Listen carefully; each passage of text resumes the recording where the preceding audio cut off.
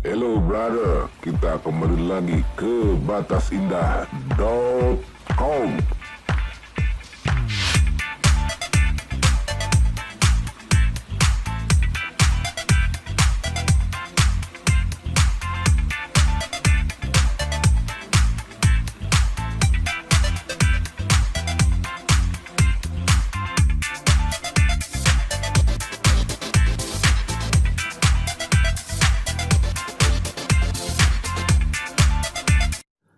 Assalamualaikum warahmatullahi wabarakatuh. Kali ini saya mau berbicara masalah tentang syarat sahnya sholat. Dalam hal ini syarat sahnya sholat adalah berwudu dengan rukun-rukunnya dan tertib. Nah, setelah itu sholat seperti biasa. Tapi ada yang di sini saya mau garis bawahi mengenai kewajiban kita untuk menahan hadas besar dan hadas kecil, yaitu menahan BAB dan menahan buang air kecil serta menahan buang angin. Untuk yang mungkin ya badan kecil, kurus, tidak suka banyak makan, mungkin itu tidak terlalu bermasalah karena biasanya mereka itu ya jarang BAB, paling buang air kecil aja, menahan buang air kecil. Nah, kentut jarang, biasa itu buat orang-orang yang suka makan. Kenapa saya bilang begitu? Karena memang untuk saya pribadi saya merasakan hal tersebut. Begitu. Sedangkan menurut Buya Syakur, sebenarnya sholat itu adalah pelatihan, bukan sebuah tujuan. Tujuannya kita sebenarnya tentang ridho Allah. Ingat, itu satu, ridho Allah. Nah, sedangkan sholat, puasa, haji, semuanya itu adalah latihan, pelatihannya yang memang harus diikuti secara jiwa dan raga. Nah, salah satunya itu adalah untuk sholat itu ya supaya sholatnya sah, ya kita wudunya jangan sampai batal dengan BAB, buang air kecil, serta buang angin.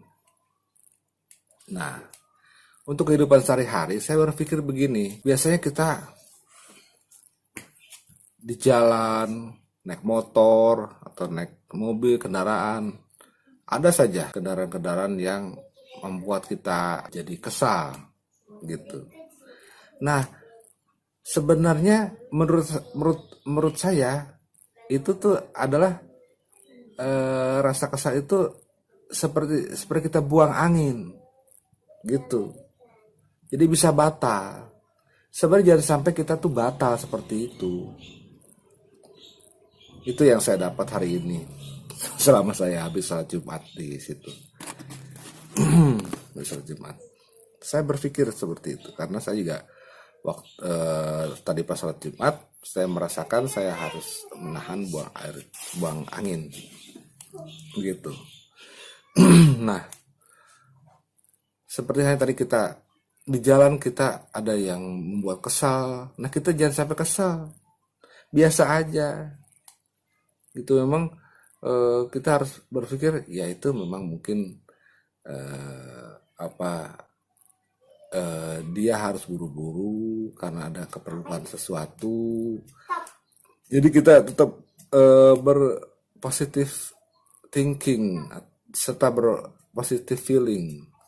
Jadi tetap kita ya berprasangka positif aja gitu. Jadi kita tidak sampai harus batal wudunya gitu loh.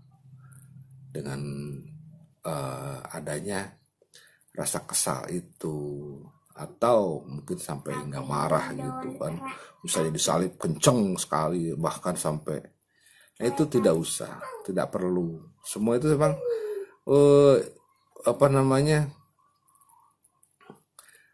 hal-hal yang memang kita dianjurkan untuk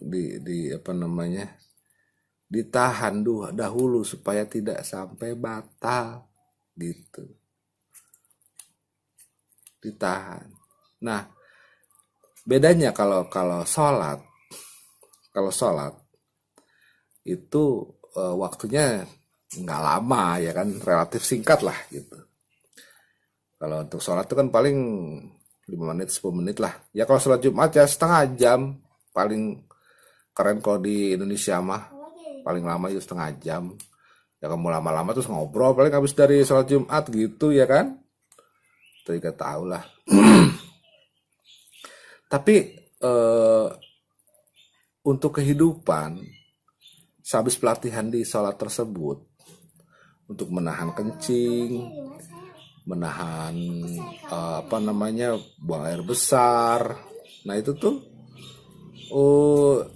prosesnya bukan hanya 5 menit 10 menit atau setengah jam atau sejam 2 jam, bukan, tapi 24 jam seumur hidup gitu. Bukan juga nggak boleh untuk kita sampai kesal, bukan. Ya sebenarnya kesal itu jangan gitu, jangan sebenarnya, jangan. Kalau bisa jangan. Ya saya sendiri sih masih sering banget kesal, saya juga begitu. Dikit-dikit emosi, ngelihat orang begini emosi, orang ngeliatin yang begitu, mas saya emosi gitulah. Memang begitu. Nah, saya pribadi ini perlu untuk saya rekam karena ini pemikiran yang mungkin satu saat bisa lupa. Banyak pemikiran-pemikiran dulu sebenarnya yang saya dapatkan satu ketika itu saya bisa lupa. Jadi saya perlu untuk direkam minimal untuk keperluan pribadi lah. Ya kalau bisa ada orang lain yang perlu mungkin bisa diambil hikmahnya, mungkin bisa diambil positifnya, ya silakan gitu. Tapi saya pribadi ini buat keperluan saya pribadi gitu. Ya kalau orang lain butuh dan itu bermanfaat silahkan. Saya sangat senang untuk berbagi hal-hal seperti itu. Ya untuk kita juga ya supaya kita sama-sama mengerti lah mungkin lintasan-lintasan seperti ini yang biasanya kita dapatkan sesaat saja yang kita butuhkan. Dan kita kadang-kadang suka lupa, dan kalau misalnya tidak berulang-ulang ya lupa itu. Gitu biasanya seperti itu. Nah, jadi saya ingat juga Ustadz Mas Danu. Sesungguhnya musibah itu yang menimpa kita itu karena buah tanganmu sendiri. Itu kata Mas Danu ada di surat berapa gitu, saya lupa. As-Syu'ara deh kalau nggak salah deh. Kalau nggak salah, atau mungkin saya lihat lagi ya. Saya perbaiki. Ya nanti saya mungkin di tulisan ini perbaikannya dalam bentuk tulisan di surat berapa ayat berapa gitu yang biasa Ustadz Mas Danu sebutkan. Jadi apapun musibahnya gitu ya, itu adalah buah tanganmu sendiri. Seperti hanya saya nih, saya kan kena stroke ya. Ya begitu, itu buah tangan saya sendiri gitu loh. Kenapa? Makan nggak diatur, olahraga kurang, berat badan nggak diatur, kegemukan, makan seenaknya aja, senafsunya. Kalau belum kenyang belum berhenti, sampai gendut banget. Walaupun sekarang juga masih gendut, tapi ya saya introspeksi diri lah gitu. Mudah-mudahan saya nggak seperti itu lagi ya. Sama-sama kita berdoa ya, begitu semua biar tetap sehat gitu ya. Saya berpikir seperti itu. Jadi stroke itu ya karena buah tangan saya sendiri. Saya mungkin itu tadi dari segi kesehatan seperti itu, juga dari segi emosi. Itu emosi yang bikin batal wudhu gitu. Jadi sholatnya tidak sah, gitu loh. Nah, di sini apa namanya, bisa diambil lah pelajarannya. Semoga dari pemikiran saya yang sederhana ini bisa bermanfaat buat semuanya ya. Kira-kira itu saja. Terima kasih. Wassalamualaikum warahmatullahi wabarakatuh.